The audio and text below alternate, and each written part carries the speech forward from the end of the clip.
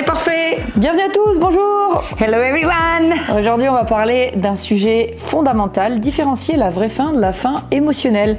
C'est une distinction qui est clé finalement, ça va vous permettre de gérer votre alimentation en pleine conscience. Oui, la vraie faim est un signal physiologique qui vient de notre corps quand nos réserves d'énergie s'épuisent. Elle s'installe progressivement, on ressent une sensation physique comme un ventre qui gargouille, une légère faiblesse, ou même une baisse d'attention. En revanche, la faim émotionnelle, elle, c'est un signal psychologique. Elle naît souvent d'émotions, comme par exemple le stress, on peut parler de l'ennui, la tristesse ou la fatigue parfois mentale. Contrairement à la vraie faim, elle apparaît plutôt soudainement et s'oriente vers des aliments spécifiques. Vous savez, souvent riches en sucre, on a envie un peu de sucré, de gras, des choses super savoureuses.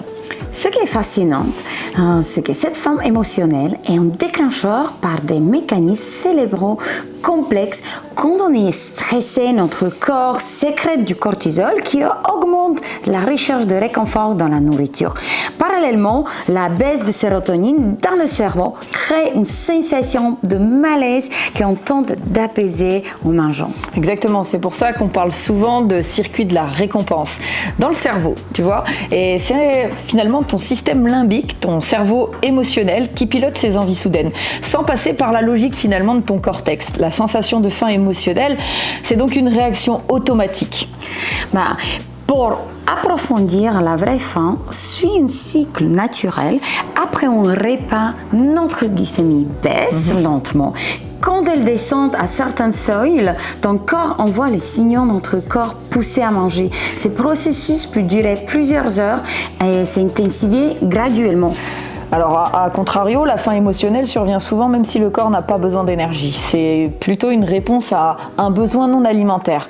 Gestion d'émotions, besoin d'apaisement ou déconnexion.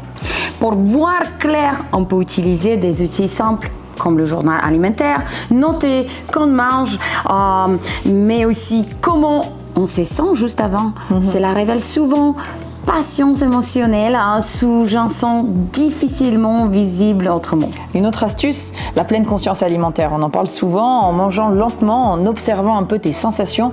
On peut intercepter ces envies émotionnelles avant qu'elles ne prennent vraiment le dessus. Une petite peu connue, le cerveau émotionnel déclenche une envie alimentaire intense en seulement 90 secondes, 90 secondes. Cette vague d'envie passe souvent si on ne sait pas immédiatement. C'est une bonne raison d'apprendre à tempériser. Et sur le plan biologique, il est aussi important de stabiliser sa glycémie. Vous savez, limiter ces pics de glycémie qui alimentent finalement aussi beaucoup la faim émotionnelle. Les aliments riches en fibres, en protéines, elles vont favoriser une stabilité, réduisant aussi la réactivité de votre cerveau. Donc, dans la prochaine capsule, on parlera de stabiliser la glycémie pour maîtriser les envies.